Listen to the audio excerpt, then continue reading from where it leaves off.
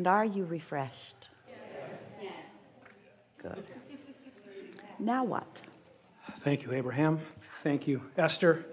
Thank you, everyone. This has been a wonderful experience.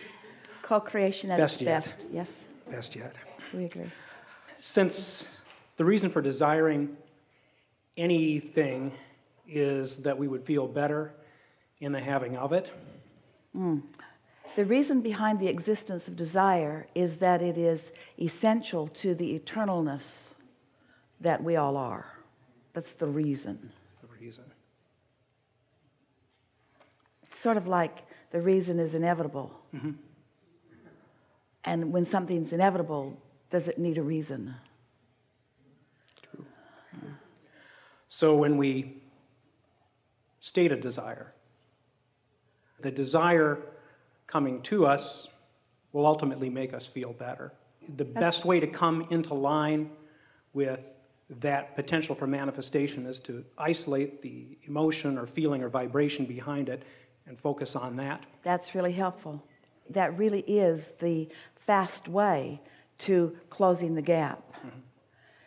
If we're talking about what reasons for life are, it's expansion is inevitable, and the basis of it is freedom, whether you know it or not. You're free enough that you can choose freedom or bondage, but you are free in it. But the result of it is always expansion, but the reason for it all is joy. The reason is joy. The reason is that love, that unconditional love. That's the reason for all of it. So when we're talking about relationships, when we're talking about people, can we apply the same sort of thinking there, that yes. What we're looking at is feeling better in the interacting with that person, yes. in the relationship? We think that it would be a very rare person that is not looking for that. So when we're looking at a relationship that's challenging, and when we want to be unconditional in our love, can we focus on that feeling we're looking for and soft focus the person? That's the key. That is the key, because so many need or want or demand that the other be the way they need them to be so that they can just lazily observe and have what they want. And we think that if you decided to make the relationship your responsibility, right, or your creative endeavor, that you could find happiness in every relationship. So looking at the appropriate, not necessarily the appropriate, what we would want to have out of that relationship, and focusing around the individual toward that goal. We have a question for you. You inspired it here in this moment. So, which sounds like a relationship that would be most appealing to you at this point? A relationship that causes you to stretch in your desire and then revel in your catching up with it. Stretch in your expansion. We're channeling you. We're channeling you. Like that, stretch in your expansion and then revel in your catching up with it. Or yes, it's right where you want it to be, so there's no stretching and no catching up to do. No stretching and reveling in the catching. And so sometimes tumultuous relationships are really rewarding because they're causing you to reach for things that you may not reach for otherwise. Just wanted you to make peace with all of your rotten relationships. Opportunities for expansion, opportunities for focusing. And so if expansion is inevitable, so which part of that equation is the most meaningful to you in this moment? Is it the expansion, which is inevitable, or is it it's the catching up? It's the catching up. And the exhilaration of that. And so all relationships have the potential of being satisfying. And of course, as we were saying earlier, through life, you've been putting pieces of what you want into the vortex. And so a lot of those relationships, you can't even really define until you're in the middle of something that is satisfying or in the middle of something that isn't satisfying. Mm-hmm. But every relationship has the potential of satisfying. We just think that it would be really helpful to each of you if you no longer were looking to the other person to make the changes in order for you to be happy in the relationship. Yeah. Specifically, I have a daughter who has special needs, disabilities, whatever you'd like to call them. Uniqueness. Uniqueness, yes, a unique individual, creative, intelligent, but her disabilities make it difficult for her to fit into society as Good. it is. Just the way she planned it. She did plan it, yes. Fitting in is so boring. There's almost no reaching or receiving in that.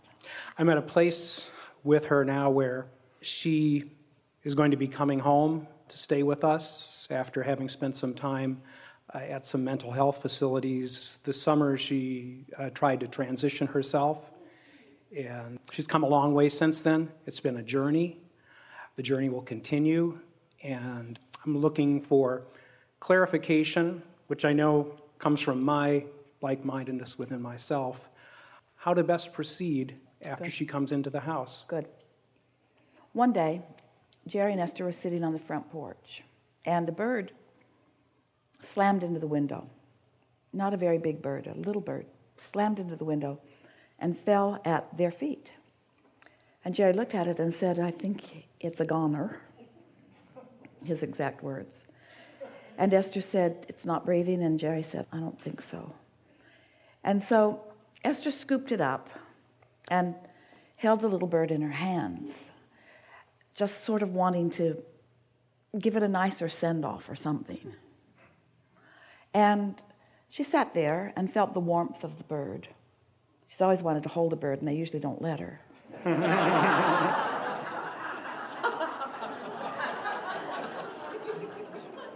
And so she's holding this little bird, and after about 30 or 40 seconds, it began to squirm in her hand. And she opened her hand, and it flew away. And now she wanted to know, was it really gone? Was it just stunned? What just happened? And we said it was in the process of really making up its mind, because the bird, they come and go and come and go and come and go, and they don't hold any great regret about whether a life is short or long or anything like humans do. And so there was no struggle in it. And so the bird was just reaching for the path of least resistance to the greatest satisfaction.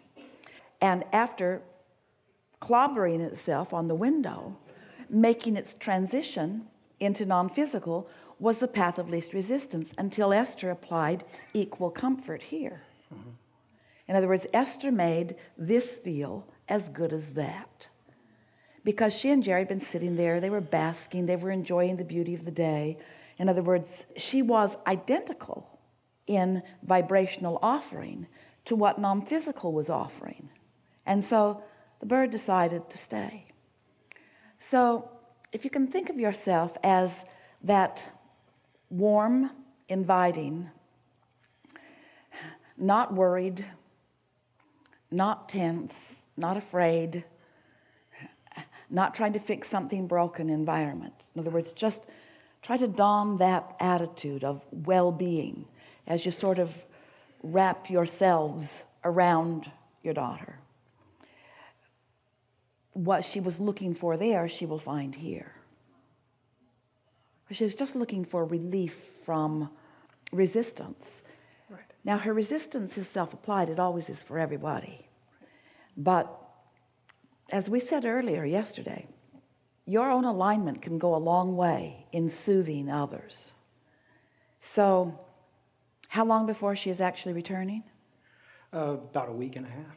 So you have time to settle into the idea of it. And if we were standing in your physical shoes, we would focus on your appreciation of her returning and make lists of reasons that feels good to you, so that before she bangs into your window, you're there. And it'll be nice. That makes sense. That's what I feel within. Yeah. Thank you. Yeah.